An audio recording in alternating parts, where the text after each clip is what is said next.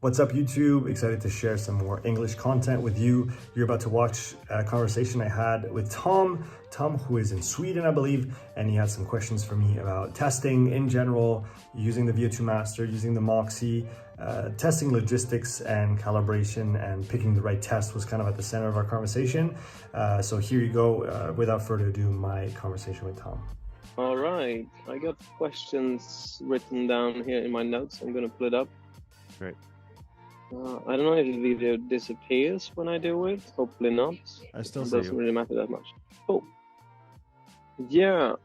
So let's put it into two categories, I would say, because everything is about testing. Mhm. But when you're testing normal people as general population, it's slightly different thing than when you're testing individual athletes, and then when you test athletes, it's also a different thing whether you test an athlete or a team of athletes. Yes, absolutely. I bet that you've encountered all of these, both logistical and, well, all of the struggles that it encompasses when you started with this. And that's why I reached out. I'm like, okay, I read up on Moxy and the VO2 Max, and I spent far too much time researching it. So you get into the wheel of like, do I know enough to actually do it, or do I need to do it and learn it? You never do. You never do. Yeah, that's the thing. It's this it's either Dunning-Kruger effect or imposter syndrome, but people don't know that it's not two of them. They're like this.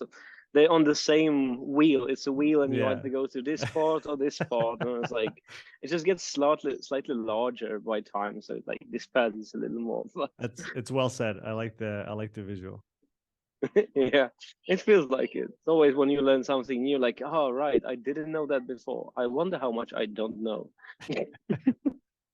But to the thing, so because I got Moxy sensors, I tried testing with them, and the normal test that you can see everywhere is 515, where you do 2 blocks of the same intensity, is very long and hard to judge where to start.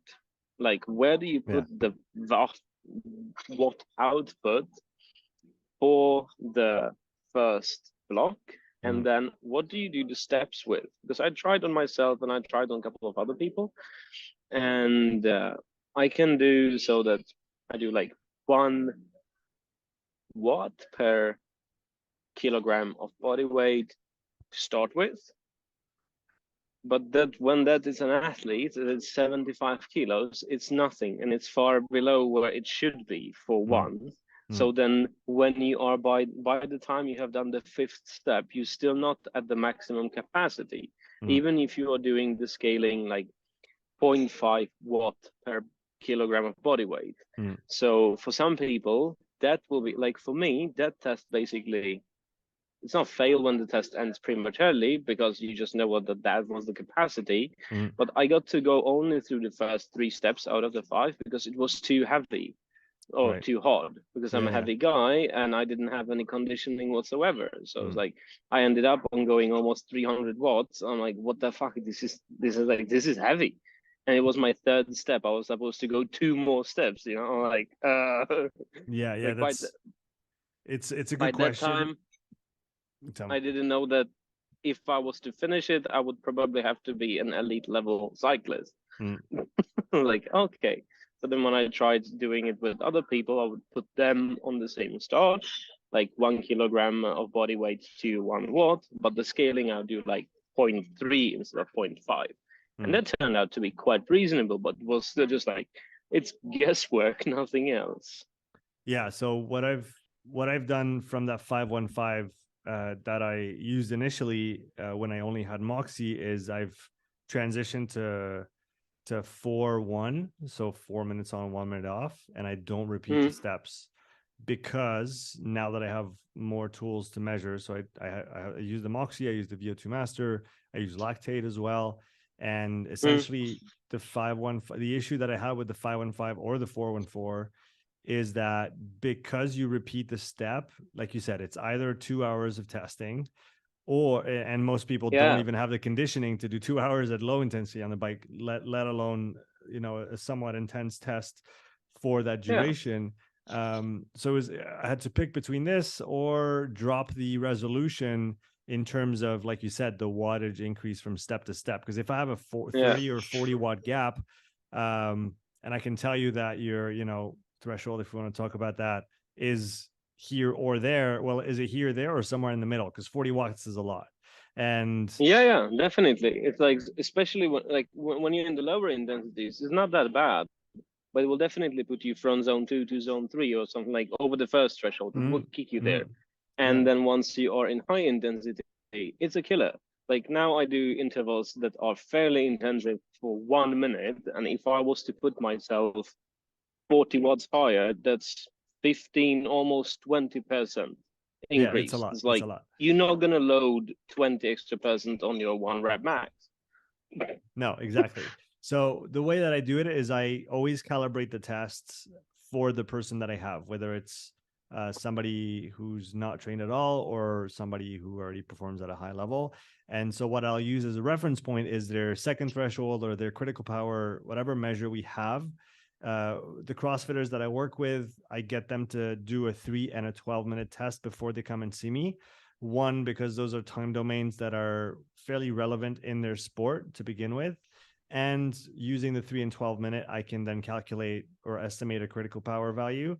And what I do on my 401 protocol is I use that threshold or critical power value or estimation. If I don't have 3 and 12, I'll get them to send me maybe a 40-minute max effort or a 60-minute max effort. And I know it's not fun, but it's a good illustration of that second threshold for most. So I'll use either this or the other one, or I'll take 85 to 90% of a 20-minute test or something like that. Essentially what I want is an estimation one way or another of their second threshold. That gives me step number 8 on my protocol. Right. And and then I work backwards from there, and I make sure that I start for somebody who's fairly well conditioned. So outside of obviously pro cycling circles, but say a CrossFitter comes to me and they have a calculated critical power at 270 watts. So in the 250 to 300 bracket, I'll use 25 watt jumps and I'll start at 100 watts usually. So I'll do 100 watts and then I'll do plus 25 at each step. Somebody who comes in at 220, for example, as their critical power, I'll use 20 watt jumps. So I might start at 80 watts and go 20, 20, 20, 20 all the way. And usually people will go 2, maybe 3 steps above their threshold with that protocol. And so I end up with 10 to usually 9 to 11 steps. And unless I really mess up, and then they go much farther. But it's rarer and rarer because I find that the calibration is kind of the most important part of the test. If you do that well, then your data is going to be interesting because you'll be able to use it. If you only have 5 steps to work with, then do you really have enough detail to see what's going on from step to step, or what's going on potentially between the steps? So that's kind of how I work. So with some people, I might, somebody who's sedentary, maybe very unfit, I might start at 30 watts and do 10 watt jumps. And that's their and just test. just have them do 4-minute effort, 1-minute rest, and then bump it up. Yeah, and I might even go as far as doing 3 minutes on, 1 minute off for somebody who's very, very deconditioned. Just to shorten that a bit. But even then, I feel like somebody who's completely out of shape, 4 minutes on, 1 minute off at low power outputs, I guess low absolute power outputs, it's still hard for them. They're still able, even if I don't get the 10 steps with them, that's fine. Even if I get 5, 6, 7, that's still stuff to work with, and we can retest down the line and see how the data evolves. What I like about this protocol as well is that you can easily use the exact same framework with different types of equipment. So if you have a VO2 master, then you use that. If you have lactate, you use that. If you only have lactate one day, but you don't have the other ones, then you can still use the same format, which means you can still compare what's going on from test to test. So I like the idea, and I know it's an additional constraint, and certain people will say, well, you need to change the step duration depending on which athlete you're testing and what context, etc. And I agree. to a certain degree. But then repeatability becomes a problem because you cannot have the exact same, every single time if you're changing all the time. So I've decided to kind of stick with that 4 minutes on, 1 minute off, and then make sure I can retest in the best conditions possible, keeping in mind it's never going to be perfect. But if I can improve my repeatability, then I can probably improve the reliability of the data that I'm collecting. And that's going to be pretty helpful. So yeah, 7 to 8th step as threshold 2, and then work backwards from there, which usually means people start between 60 and 100 watts, and somebody who's really in shape will probably start 125, 150 and go from there. Yeah, that sounds like much better setup. But then, because I was also thinking, we're gonna get the VO2 Master. Now we have just the Moxys at the gym where I work. But we're gonna get the VO2 Master soon. It's already bought, it's on its way, so that's what we're waiting for. And then I was like, okay, if I'm doing over an hour or an hour of testing, and the person has to stay on with the mask and everything, it's also like, how do you avoid breaking the thing because someone's gonna be like, I get a drink or something? You know what I mean? It's like, yeah, you have to wait. I was like, when you're testing someone who's getting ready for Olympic Games, it's easy for them to like, okay, I'm not going to drink, I'm going to do anything you say. But like, when you're testing average Joe, they're like, what? You're not gonna let me drink, right? Yeah. So that's why I was also like, there needs to be a way how to test it in a little bit different way and still get good value of the data, because I understand that you can't alter the test like to fit a person and then just get nothing out of it. It's like, yeah, that's not worth it. So it depends what you're trying to measure. I like to see, one of the main things that I like to see with the VO2 Master is see how the person breathes at different intensities, because since I also work in the realm of respiratory training, that's information that I can use with them and orient them on how to improve that or what we need to work on in that specific line of training. So seeing how the person breathes is very interesting. Obviously, looking at their VO2 and how much oxygen they're consuming is interesting. But if you take into account that, obviously we have to put aside cycling economy for that point, but in non-cycling circles, cycling economy is going to be it's not a factor that's going to be relevant. I would argue, at least. And so really VO2 is going to be highly correlated to your muscle mass and to your power output. So I can have, given the framework that I use and the number of tests that I've done, I can give you a rough estimate of your VO2 max just based on how far you go in the test, because I'm able to accumulate so much data. And keep in mind that those longer step tests will tend to underestimate VO2 max a little bit compared to a shorter VO2 max protocol. So if you're just doing a straight VO2 max protocol that's 9 to 12 or 15 minutes, you're usually going to see slightly higher values than what you would see on a much longer test, because there's heat accumulation, there's fatigue, there's all those things that might limit the expression of VO2 max a little bit. So just keep that into mind. But that's a limitation that I'm happy to consider, given that I just get to do one test and get most of the information out of it.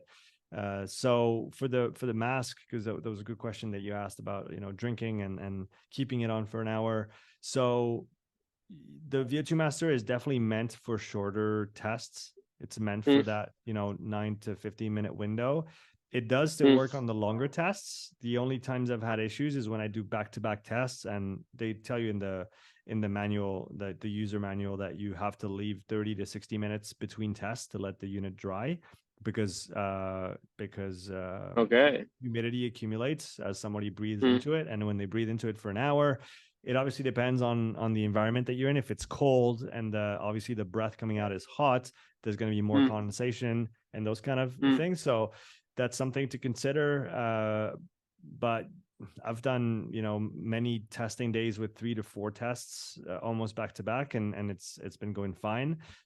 You can definitely take the mask off mid-test. It doesn't cause any issues. I mean, you're going to lose obviously the data, but if we're still talking about this 4-1 framework, I look at the data in the last minute of each step. So that's kind of what my reference point is. I don't care what happens in the first minute of the step, because you're just starting for the breathing, for everything. Because obviously I'll look at the heart rate kinetics and I'll look at all those other things, but really what I want is to see a steady state, and I'll put that into context, because obviously it's not a perfect steady state, but it's better than the first 2 minutes. Let's put it that way. The last minute of a 4-minute stage is better than the first two. So I'll look at that. So if somebody needs to drink, I'll gladly take the mask off during the minute rest, or even in the beginning of the next stage, because really I don't care about that data as much as I do about the last minute. So that's not a problem. Okay, that's good to know. Okay, but what do you like? What do you value the most of the data from the mask?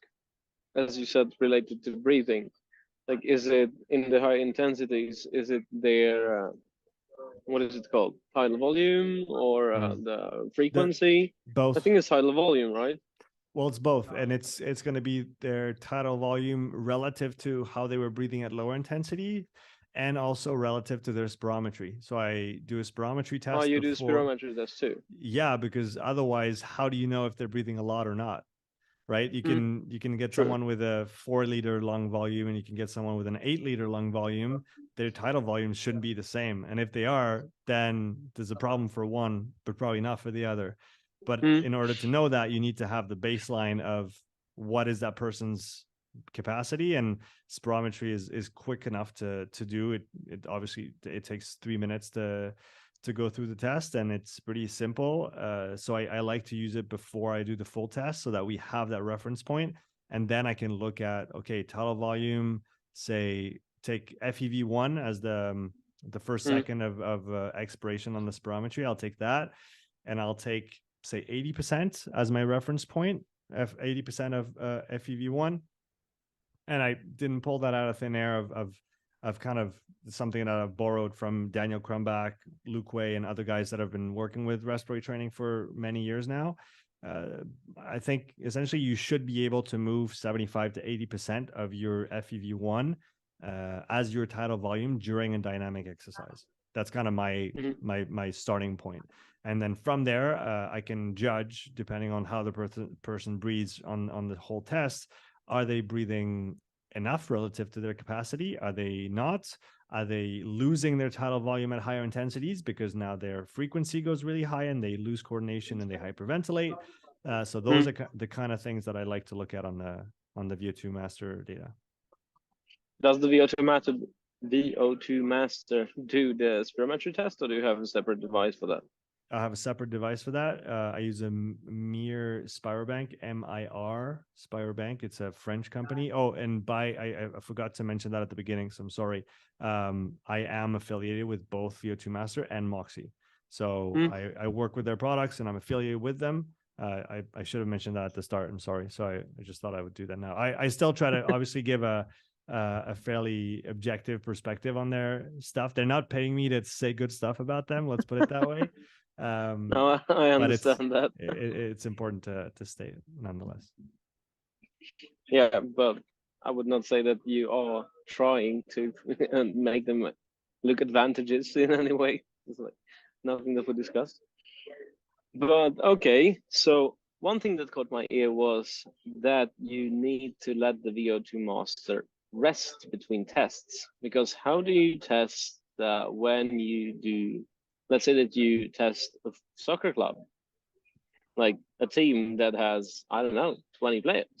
You don't have a whole week to do that, because I do not see how would you have.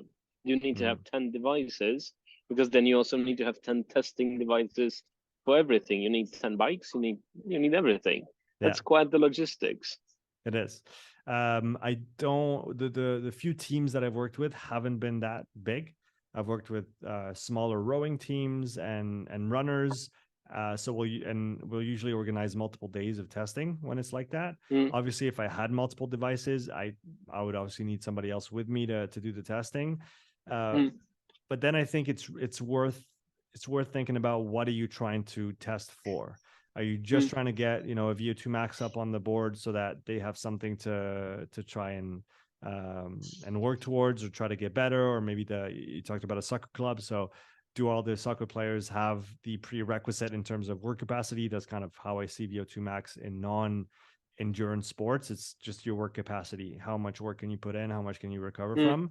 And if that's just the number that you need, then do you need a very long step test in order to get that number? I would argue that no, you could do a 15-minute test and be done with it, if that's the number that you're going for. And then you can also look at the Moxy for inflection points on that step test to try and get an idea of where those break points might be for threshold 1 and threshold 2. That's another conversation we can get into after regarding the Moxy data. But I think it's important to think about, what am I trying to test? Why am I trying to test this? And then, like you said, it has to fit logistically with what you have and what you're trying to do. But it is quite the setup once you have the VO2 master, the Moxys. You have to equip the person, you have to calibrate the mask. So it is a good 15-minute setup for each test. And I obviously take that into account. What I've been doing a lot recently is doing, because I kind of went the reverse from most people that work in exercise physiology, and I don't call myself a physiologist. I'm not trained as such. But I started with Moxy, and then I got the VO2 master, and then I got lactate, whereas most people start the other way around. Go lactate first, yeah. Yeah, and now I'm finding myself leaning on lactate quite a bit because it's so simple to put in place, right? And people talk about the complex nature of lactate and how it's influenced by so many outside and inside factors, and I 100% agree. But again, if we think logistically on the field, what is the most practical to put in place with an athlete? With lactate, I can literally have the person jump on the bike, take a sample at rest, and then start the tests within 5 minutes, which is not going to be the case when you have multiple sensors on the body and you have to calibrate a VO2 mask.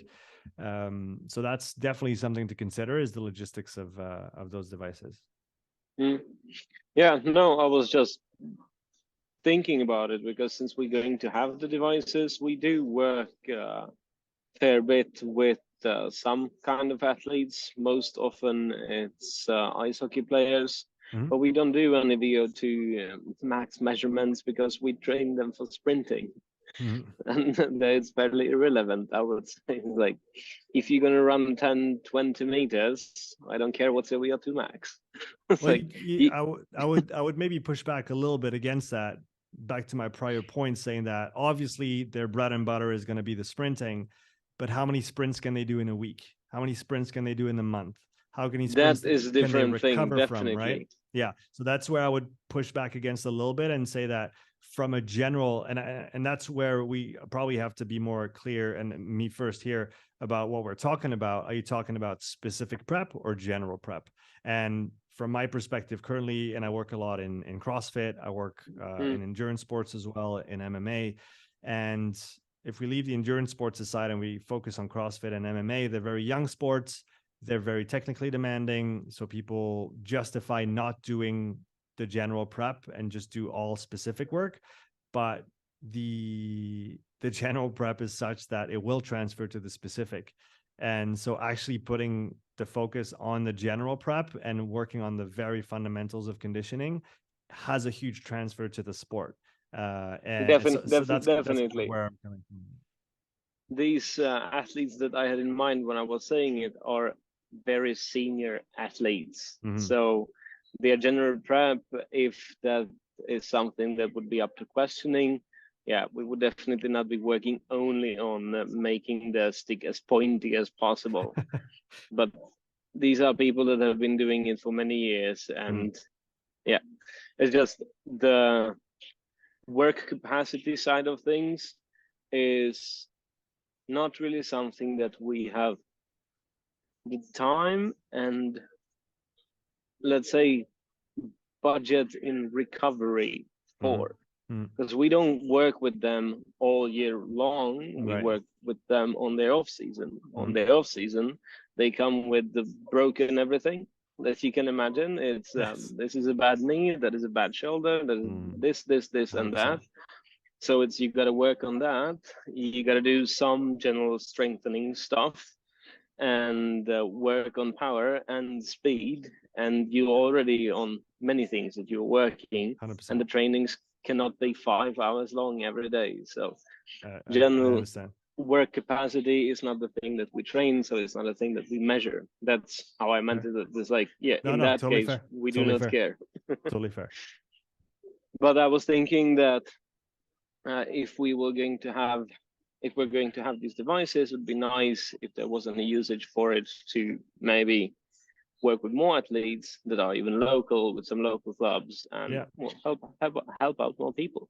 Mm. But the logistics of it is something that I've been thinking mostly about. It's like, yeah, you can bring up tests and this and that, but how do you make it work in the end? Like, if you have 25, I don't know, 17-year-olds there, like, is it something worth measuring? Do you ever do it? Is there something that within the measurements would be like, this is the thing that it's worth doing for? Like, okay.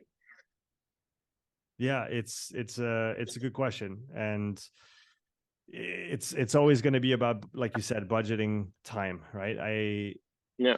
I worked with the rugby team a few years back, and we had a really nice track, and we had virtually no time at all for the preseason. So my only fitness test was a 6-minute half Cooper around the track, because it took only 6 minutes and then we could actually train. And it was good enough for me to form 3 different groups that were running different distances on the clock, and the work was fine like that. So it's always, like you said, worth asking those questions and saying, how much time do we have and what can we test? You could, if you're talking about hockey players in a more kind of sprint context, I know that the Wingate 60, I remember reading a paper on that, the Wingate 60, so an all-out effort for 1 minute, all out, is a good proxy for VO2 max or VO2 peak, I guess. Then depends on the definition that you use. Then the question is, if you have master hockey athletes, is a 1 minute all out test a good idea for them and their bodies? So we always, there's always the ideal protocol on paper, and then there's what can we actually do?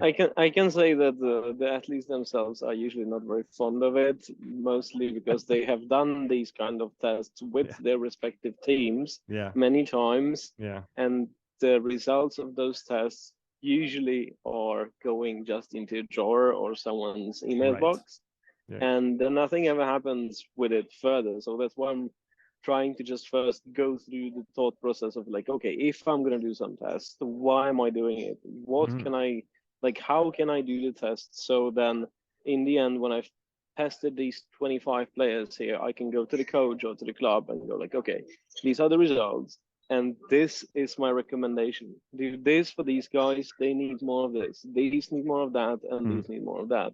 And then do it as a repetitive thing that we go and measure that pre-season, mid-season, and after season, and that way you can also work with it, so you can even gauge some advantage on, let's say, injury risks. Like if I do it pre-season and mid-season, if I also have the numbers from the last season, it's a long-term project. It's nothing that you do in the first test, where it's like, okay, your guys are fatigued, like they are far too bad compared to what they even should be or could be. Like, this is not good. You need to pull the lever somewhere.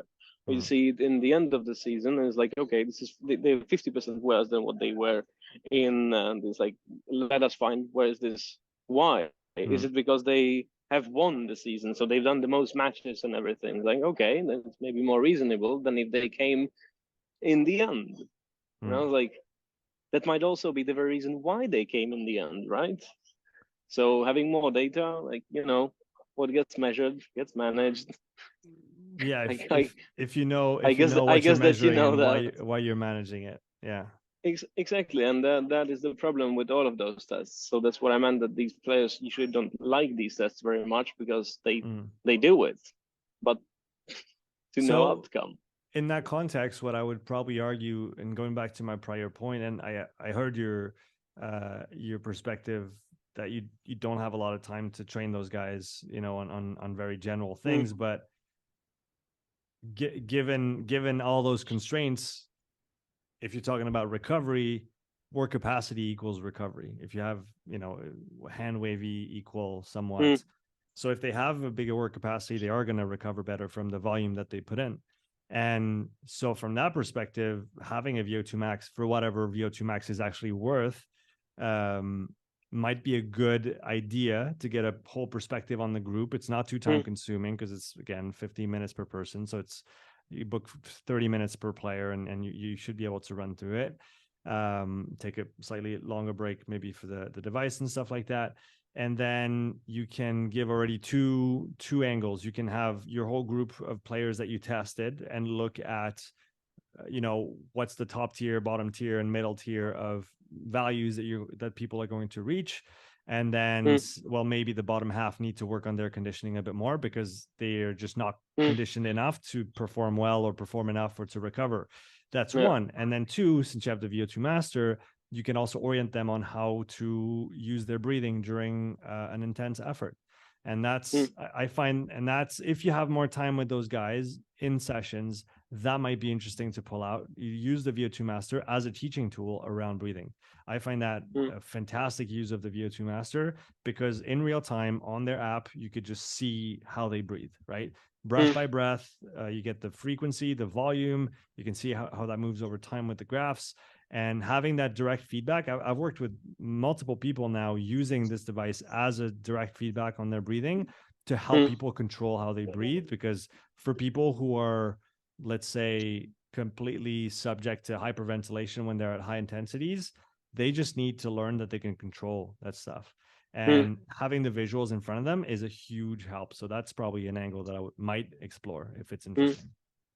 No, for this, like, as you said, for the purpose of general conditioning, that is a thing that I would like to do with the people that I can see multiple times a year. Like I said later, like if I could help a team that I can see pre-season, mid-season, and off-season, I would like to do that, especially if they are younger, they're not 32, and they live in Atlanta or something like that, and come here once a year for a few weeks. That's what I meant. Like that's where I do not have the time, or I do not see how I would stretch the schedule there to put the time in. It's either something that their club manages to do the workload, and like they are the ones who should ultimately manage it. But here, if I can help someone, because especially when you drop down a little lower from the people that are already in the elite bracket, like you cannot really go much higher than that. You just drop a little lower, and that's where you can find a lot of players that you will never see play anywhere. And why?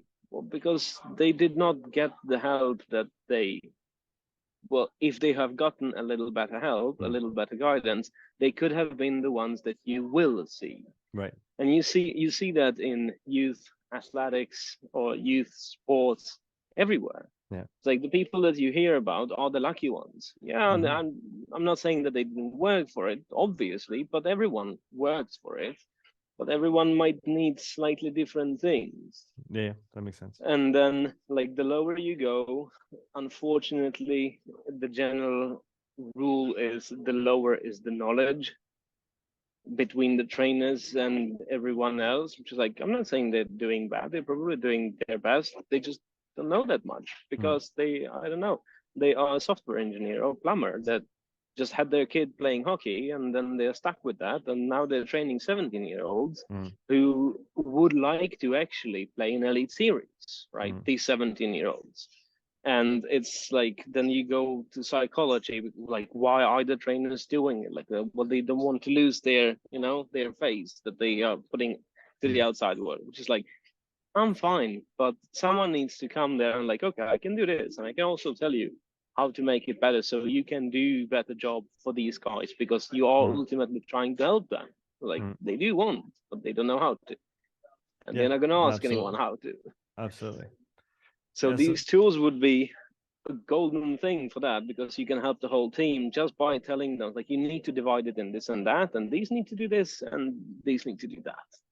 Yeah, so I'd probably go with a straight, VO2 max test, and that would be interesting enough. And then you can also collect Moxy during those tests and then look at some trends, although it is a little bit harder on the shorter time frame because there obviously is a delay to some extent between what's going on, locally and systemically. Obviously, the Moxy measures right inside the capillary bed, so it's fairly local. but there are the whole body dynamics. We have to consider that in an increase, in a step test, for example. But that might be a good way to get a first picture as to what's going on under the hood. And then if you're testing endurance athletes or anybody looking to develop their conditioning more specifically and spend, multiple hours a week on this, then I would definitely go to a longer step test, whether it's a 5-1, whether it's a 4-1, a 6-1. I wouldn't go any shorter than 3 minutes, but I've seen everything under the sun from 3 to 10 minutes per step. So as long as you're within that bracket, I don't think you can go wrong. Yeah, but then if you were to do a shorter test, let's say 15-minute test, what protocol would that be? I don't mean specifically to the minute, but more like what type of protocol would that be? Like you start fairly high, you start low, you warm up before, you don't warm up. Usually do a warm up. It's about 10 to 15 minutes. It's the protocol would be called GXT1, graded exercise test with 1 minute steps. And you can find, I remember I had Nick Jamnik on the podcast, and he actually sent me a spreadsheet to help you calculate, or calculate the steps for that GXT step test based on a little question. It wasn't even a questionnaire. It's just your activity level, your age, your size, and it does the math, and then it tells you where you start and what jumps you're going to take on each. And essentially the goal is to end up around the 10 to 12 minute mark. That's kind of the general idea of the test, but you might want to look into that a bit more. GXT1, a graded exercise test. And it's fairly standardized, is what they use in most clinics and most labs when they do VO2 max tests. That's usually what they'll use. Again, the drawback is you don't get a steady state. So you're kind of 1 minute is just enough to start to feel the intensity, and you're already moving up to the next stage. But it's just how the test is built. I think there's no perfect protocol anyway. It's just about what you're trying to measure, and then finding the best compromise based on what you're trying to measure is kind of the key here. Yeah, that sounds good. Thanks. Nice. Good. That sounds good. I hope I was able to help. If you have a couple more questions, fire away. I'm just gonna have a look if I have something that I forgot. Yeah, one thing that just came to mind was testing equipment, because all of these tests, or rather results, will be also dependent on what do you test on. You're gonna go different watts and different on what bike, then you're going to go when you're running, then you're going to do when you're biking or doing any other concept machine. And that has a huge impact. Like I'm not going to go on an assault bike 400 watts for 4 minutes. Like that's quite the effort. Yes. Yeah. So good point on that. And one thing with the Echo and with the assault bike, you will, if you do use those, you will need the wind guard, because the wind blowing up from the wheel into the mask is destroying your signal in terms of the breathing. Yeah. Something that I experienced really good to know firsthand a little while ago. Yeah. How do you do that? There's the Echo bike actually has a piece that you can buy, I think. And so it's a windshield essentially. And it's going to break the wind from coming back up into your face and just leave it open on the front, but not on the back. The assault air bike, I'm not quite sure actually if there is something. I'm sure you could build something around it. I'm pretty sure you can do some makeshift mudguard looking. Yeah. You could definitely even tape something up. Watch your fingers. Silver tape. Duct tape. Just duct tape a mud flap on the back of the wheel. That would work. That would actually work. Going back to your initial question, if I test cyclists, for example, or triathletes, I ask them to bring their bike, so they test on their own bike. And you have some Wahoo or something like that. Yeah, exactly. A home trainer, and that's obviously not as good as testing it out on the road, because it's not the same, because power meters, because environment, because so you have to take that into account. It's always going to be only as good as you can have it. So exactly. So home trainer, you can't have it 100%. No, home trainer and bike for a cyclist or a triathlete. Motorized treadmill or non-motorized treadmill for runners, depending on the runner that I'm testing. So that is a good thing. So motorized or non-motorized. What I found is that actual runners, and no disrespect to CrossFitters who run, but runners enjoy running on motorized treadmills more.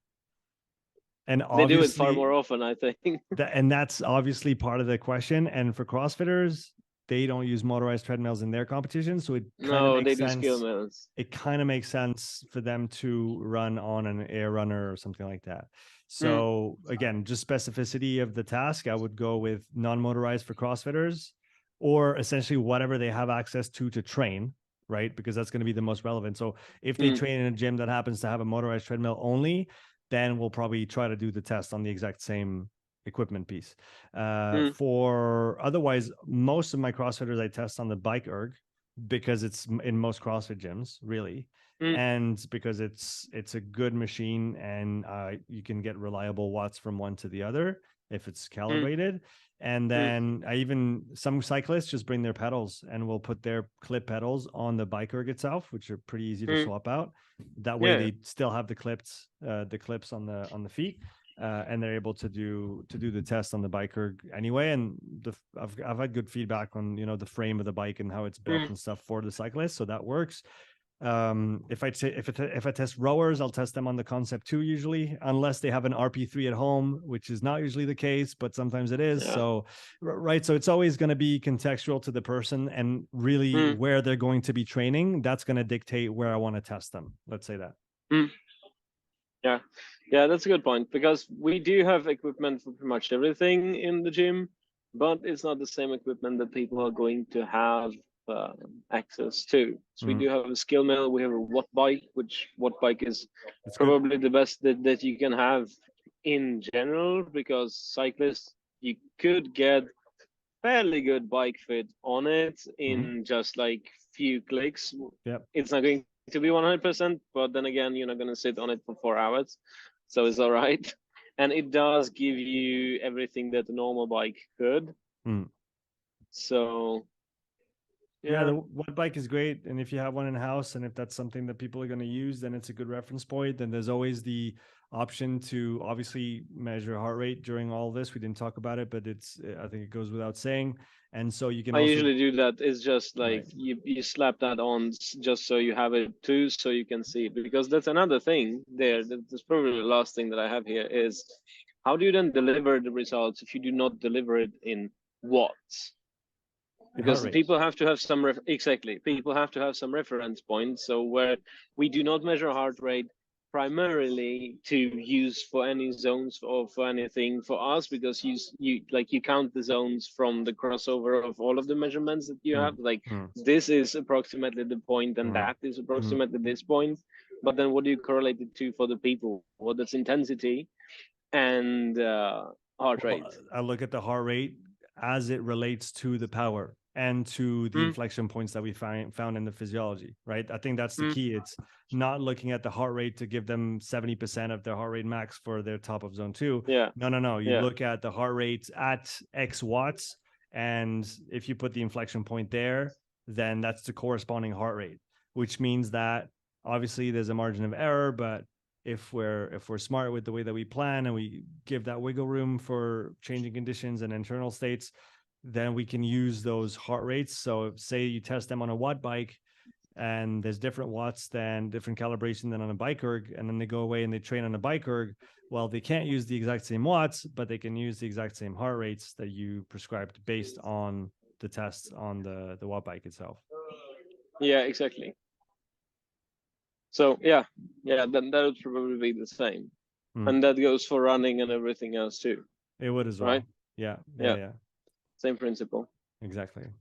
Yeah, all right. I don't think that I have any more questions at the moment. I'm pretty sure that I will have more questions as time passes. That's how it goes. But it usually is. Yeah. Well, do give me a shout when you get rolling with the unit, and you start, getting your hands on stuff and on some data. And if you have more questions, we can always do another one of those. Yeah, nice. Thank you.